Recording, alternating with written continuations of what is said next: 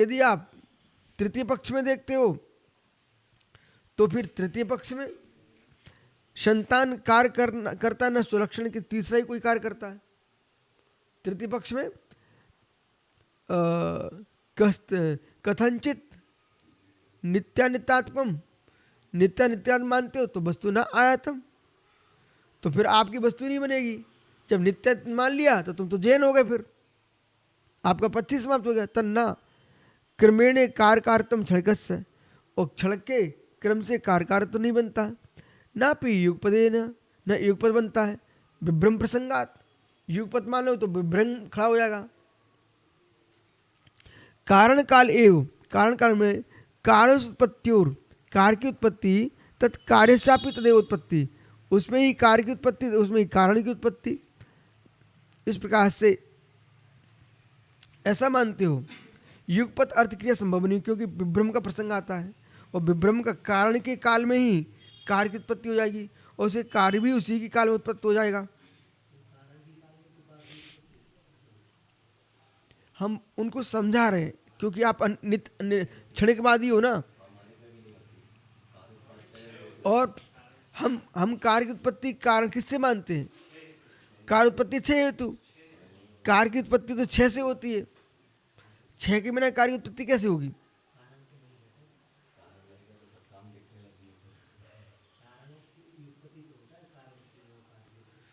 है?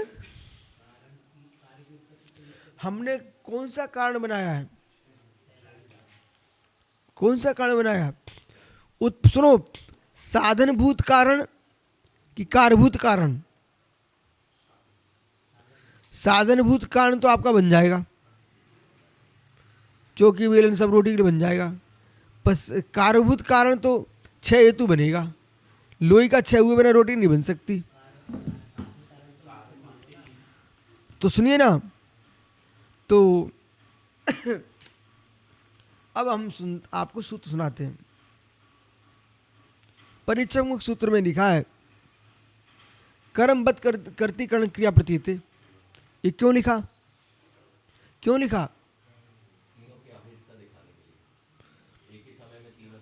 क्यों लिखा?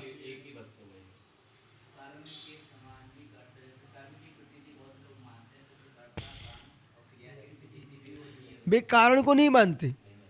सुनिए ना, जब कारण को नहीं मानते वो कर्ता बनता नहीं।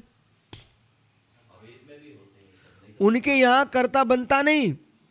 कर्ता बन जाएगा तो हिनस्ती आपने पूर्व में पढ़ लिया, आपकी इच्छा में, आपकी मीमांसा में कर्ता बनता नहीं है। कर्म दिखा रहे हैं तो कर्म दिखा रहे हैं आप, तो कर्मवत करती कर्ण क्रिया प्रतीति। अरे भाई, कर्म के समान ही करती और कर्म की प्रतीति होती है कर्ण की। कर्तृवत कर्म कर्ण क्रिया प्रतीति, कर्तृ कर्म के समान ही कर्ता और कर्ण की प्रतीति क्रिया में देखी जाती है।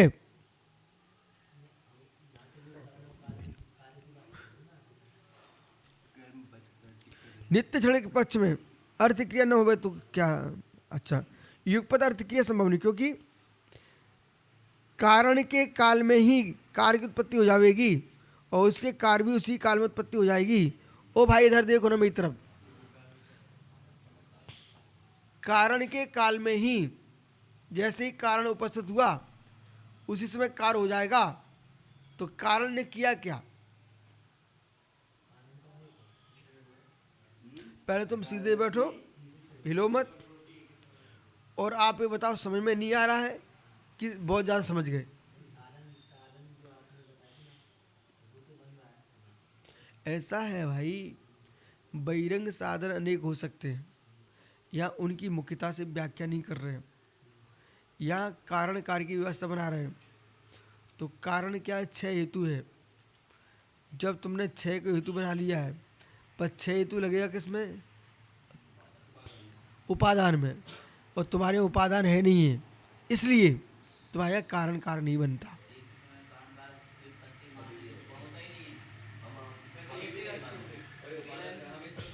आपको पहले कारण दिखाई देना पड़ेगा, फिर कार्य होगा। ठीक है? अब जहां तुम कारण कार एक मानते हो, तो कारण कार एक तो कभी नहीं होता है।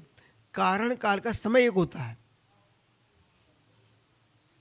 कारण कार्य कभी नहीं होता, समय एक हो सकता है एक समय में। कैसे?